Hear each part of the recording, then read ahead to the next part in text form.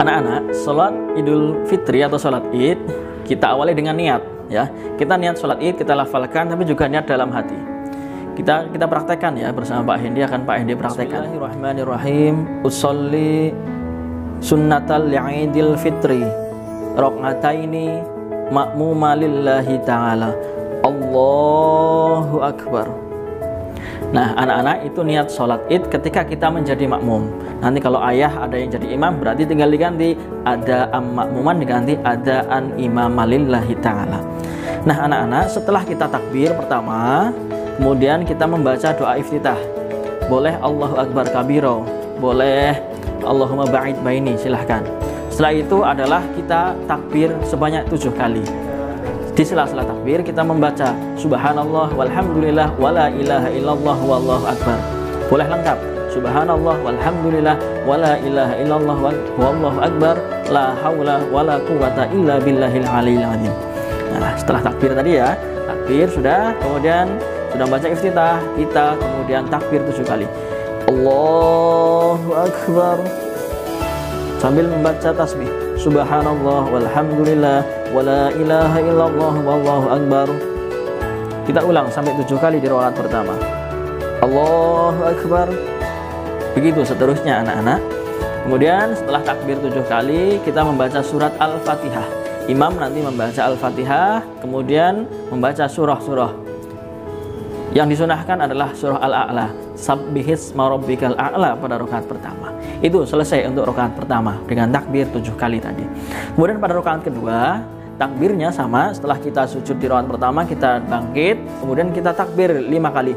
Allahu Akbar. Di sela-selanya membaca tasbih. Subhanallah walhamdulillah wala ilaha illallah wallahu akbar. Nah, begitu seterusnya, takbir 5 kali. Kemudian setelah itu membaca surah Al-Fatihah. Pada rakaat kedua kita sunnah membaca surah Al-Ghasyiyah.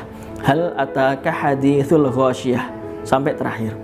Itu. Nah, setelah itu gerakannya sama, mulai dari ruku, i'tidal, sujud, duduk iftirosh atau duduk di antara 2 sujud, sujud kembali, dan kemudian terakhir adalah duduk tahiyat akhir, membaca tahiyat akhir, salam. Sudah selesai tentang sholat Idul Fitri anak-anak. Baik anak-anak, Pak Hendi akan praktekkan bagaimana sholat Id nanti ketika bisa anak-anak praktekkan di rumah dengan ayah, bunda untuk sholat Id ketika besok di rumah ya. Dari takbir sampai salam, tetapi Pak Hendi tidak mempraktekkan bacaannya, hanya gerakannya saja. Sholli sunnatal Idul Fitri raq'ataini ma'muman lillahi ta'ala. Allahu Akbar. Allahu Akbar. Allahu Akbar. Allahu Akbar.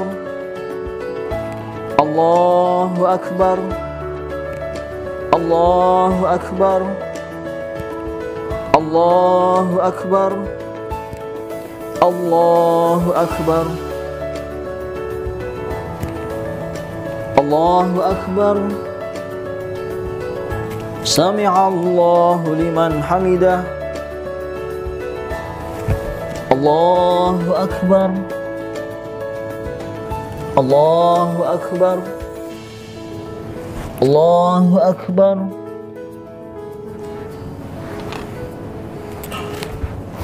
Allahu Akbar.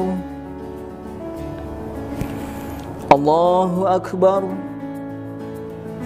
Allahu Akbar. Allahu Akbar. Allahu Akbar. Allahu Akbar.